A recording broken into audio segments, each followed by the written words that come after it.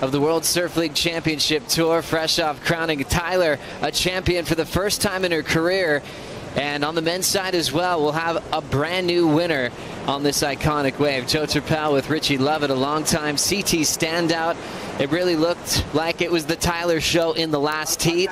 How's this one going to play out in these conditions? Who's the favorite? Filipe versus Callum.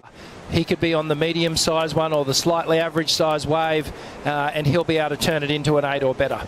Light on his feet, but he's got quite an attack off the top. Beautiful sweep for Toledo to get this one started. Recovers after that last over the top, and we'll see Callum get started. Nice transition of carves for both athletes. Digging in on the open face again is Callum. Foam climb for Robson while Toledo's looking for a finishing move. Nice clean wrapping cutback for Toledo. Speed float into the inside. Snap to slide. He stays on his feet. Callum loses his finish. That's a leg burner all the way to the sand. And he just did not stop, did he? Just section after section, Filipe was just building the whole way. He's got 10 CT wins.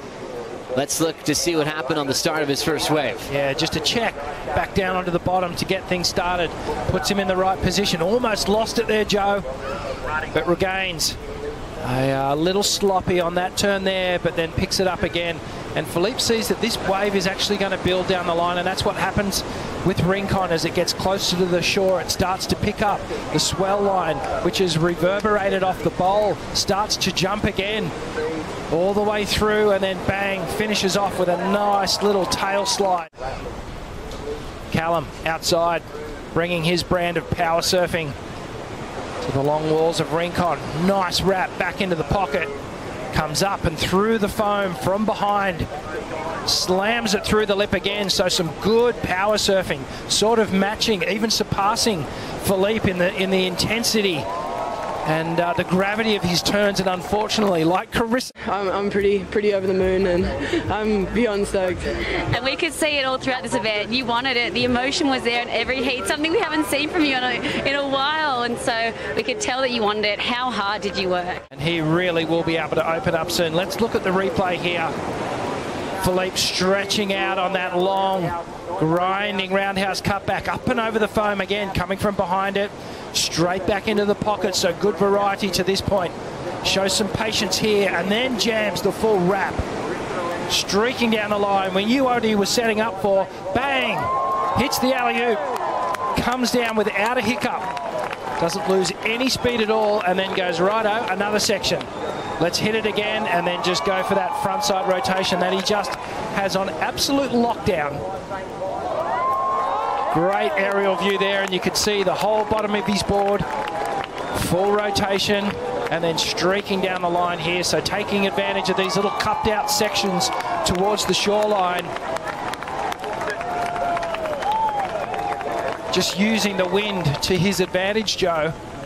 And most aerialists, they'll sort of shy away from the airs, really, when we have this strong offshore wind. But Filipe has this ability to keep his board well and truly glued to his feet. So impressed. I don't know if a wave could really explain that he is the king of variety on tour more than this one. Another note, this wasn't a huge set wave either in terms of what we've seen at Rincon. This was a sort of smaller to medium-sized wave. You're almost washing off speed sometimes because the power of the wave is helping you. So in a lot of ways, the smaller waves are more taxing on your body. That have brought this trophy home to Brazil, from Italo Ferreira in 2018, Adriano de Souza back in 2013. As we've got Callum Robson deep behind the whitewater, big section, floats it right into a drive into the open face hook. Nice fade and cut back again. Caltex belts the lip. Deeper off the bottom, crushes it vertically. He's on a roll. Nice hammer again. Robson drives off the bottom and crushes another. The style above the air, like Parco, how he made things look so easy. Sometimes maybe he didn't get the big score. I feel like Toledo does so much work above the lip. It makes it so easy as well. This was a great wave for Callum, right on the edge of being too big, but just the perfect size that it hit the reef at Rincon and then stretched out, and it actually grows in size as he comes down the line here. And just have a look at this. Callum Robson is just tagging this wave, one manoeuvre after the other, crushes the lip on the final turn. Back to Toledo. Just racetrack section for Toledo. Here comes the pond, big full row. Soft landing and he'll step off. Just when you think Toledo's about to run away from it, just when you thought it was Mick Fanning's heat the other day, just when you thought Miguel Pupo might be taking the win, Callum Robson reminds everybody he's here to play the game and play it well. Let's have a little look at what happened with Filipe waves out the back. Just hammers that first section, little sleepy on the second turn and the third. But then as it started to wall up here, Filipe just biding his time. He knows what's down the line. He had eyes set on the lip here. Only thing he had in his mind right now was to take to the air. A bigger, better front side rotation. But when I think about what he did to connect it, Joe, it's I'm not sure I'm going to pay off the work he did out the back. It was only really whatever score's going to drop is going to be on the strength of that one manoeuvre there. So impressed how he can make that just an easy transition move. The softest landing. Filipe has a decision to make here with priority. Callum looks very interested and forces Toledo to go. Deep behind the whitewater. Flies through that float. Hits the oncoming section. Another climb, sitting ultra deep. This is one of the fastest guys on tour. And if he can't catch up with clear water, I don't think anybody can. Filipe makes a move here. Under priority. He'll just throw a carve down to peel out that rail line on the sharp eye. Callum Robson looks for a 6.98 on this wave. Wave staying really full on the takeoff. Two sweeping carves for Robson. Big sweep off the top again. Nice series of forehand turn. So he's got a bit of work to do. And a guy that loves to work hard, doesn't mind being an underdog. He's going to paddle hard for this one. Toledo was not interested.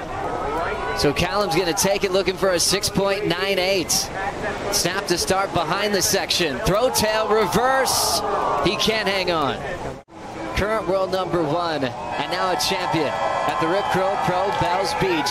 Filipe Toledo takes out Callum Robson on finals day.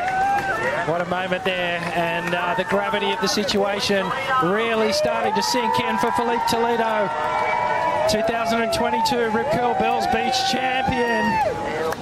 History tells us, Joe, that the Bells champ often goes on to win the world title, so a little premonition there. Kaipu Guerrero is with Toledo. Filipe, you now got a big bell for your trophy room. How do you feel right now? Oh man, best feeling in the world. Best birthday party ever. Birthday present, man. Can't complain. It's been amazing. Thank you guys so much. Love you guys. I'll see you on the beach. All right, have it. Congratulations to Filipe Toledo.